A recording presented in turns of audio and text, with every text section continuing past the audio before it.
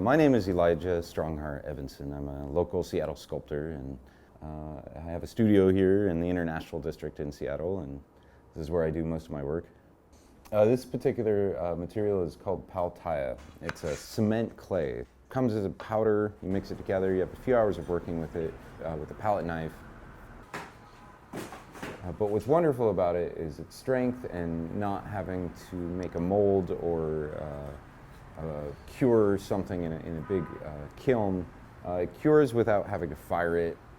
I usually sculpt it as much as I can in the hour and a half that I get. So we work on little bits and pieces like leaves and hops, little sections. And then after about a day, it becomes the consistency of balsa wood. And then I can do some minor carving, some more detailing, a little bit of sanding. And then if I keep water on it, it will continue to cure, and it becomes quite strong, much stronger than a normal cement you just buy at a hardware store. It's really nice to do something this large, and it also is strong enough that it could go outside if it needed to.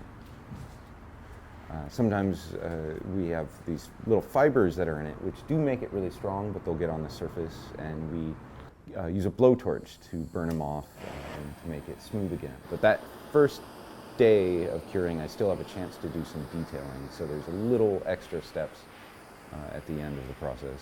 Often I'll go over it with some cement stain, some paint, just to give it some life, and then that's pretty much the end.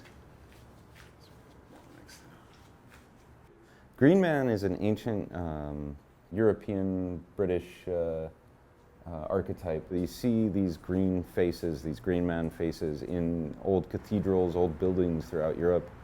They were often in cathedrals, even though they weren't Christian in nature. They were probably more likely pagan, and they have kind of always been there, and people have always kind of loved them because they represent the spirit of nature and just the connection that humans have with nature.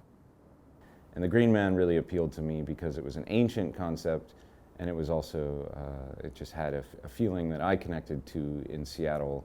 As far away as, we're very far away from Europe, where the initial idea was created, but it still seems to maintain its integrity as an idea all the way in Seattle. This particular Green Man is being commissioned by a local brewery, and it's a hops Green Man, which there was always kind of a deity aspect about the Green Man, and a lot of people believe it has a lot to do with nature worship, and